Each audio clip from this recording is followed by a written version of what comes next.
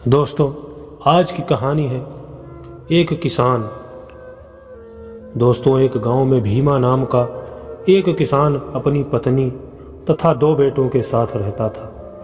भीमा अपनी कड़ी मेहनत तथा कठिन परिश्रम कर खेती करता और अपने परिवार का भरण पोषण करता था। भीमा किसान के 2 बेटे थे जिनका नाम धीरज तथा नीरज था, लेकिन वे दोनों अपने पिता के कृषि कार्यों में किसी भी प्रकार का योगदान नहीं देते थे। भीमा और भीमा की पत्नी शकुंतला दोनों खेत जाकर कड़ी मेहनत से खेती करते थे और खेती से जो भी मुनाफा होता वे अपने परिवार का पालन पोषण तथा अपने दोनों बेटों की शिक्षा पूरी कराते थे।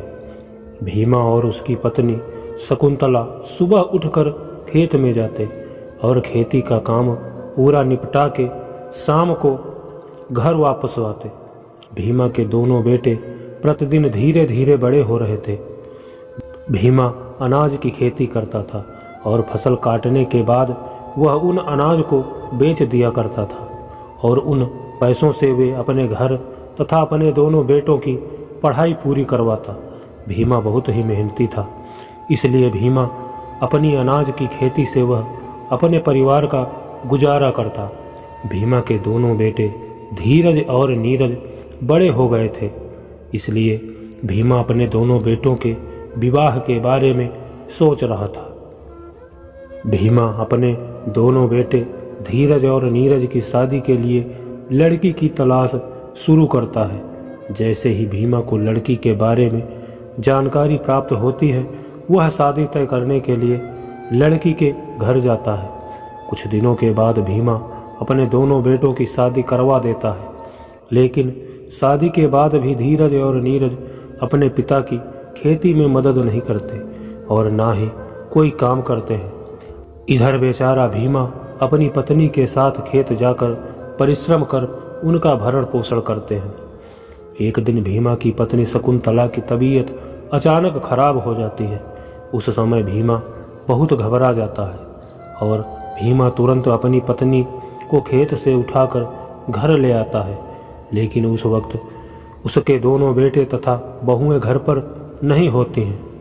यह देखकर भीमा अपनी पत्नी को घर पर अकेला छोड़कर तुरंत डॉक्टर को बुलाने के लिए निकलता है, लेकिन जब भीमा डॉक्टर को लेकर घर लौटता है तब तक काफ़ी देर हो जाती है और भीमा की पत्नी शकुंतला की मौत हो जाती है।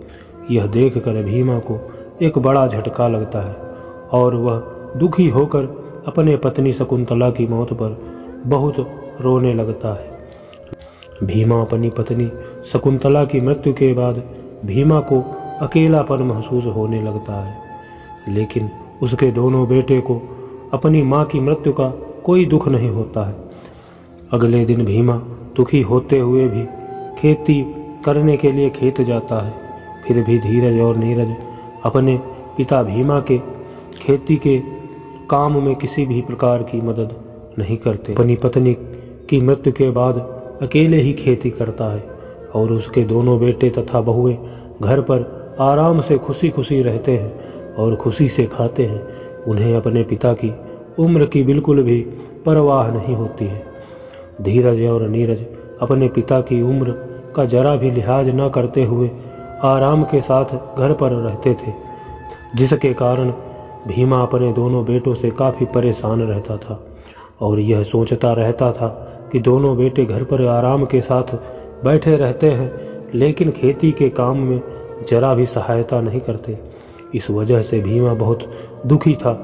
जब एक दिन भीमा सुबह अपने खेत जाकर खेती का काम करने की तैयारी कर रहा होता है, तब भीमा भगवान से कहने लगा, हे भगवान, मैंने ऐसा कौन सा गुनाह किया जो इतनी बड़ी सज़ा दे रहे हो, जो मेरे को ऐसे 2 बेटे की प्राप्ति दिए।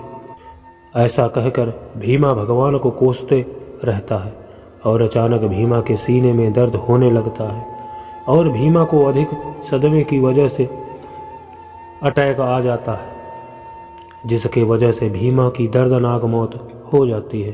भीमा की मृत्यु के बाद गांव वाले भीमा के बेटों को कई भला बुरा कहने लगे और भीमा के दोनों बेटों को कोसते हुए भीमा के दोनों बेटों ने भीमा की हत्या कर दी। ऐसे सभी ग्रामीण के लोग बोलते रहे, जिससे धीरज और नीरज को काफ़ी शर्मिंदगी महसूस होने लगी।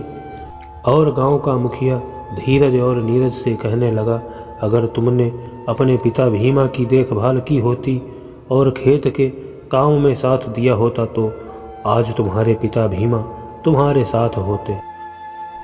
दोस्तों, मैं आपको बताना चाहूँगा कि बचपन में माता पिता जो हमारे लिए कठिन परिश्रम करते हैं और हमारी खुशी के लिए कड़ी मेहनत मजदूरी कर हमें पढ़ाते हैं और हमें सक्षम बनाते हैं, हम उन्हें ऐसे कैसे छोड़ सकते हैं।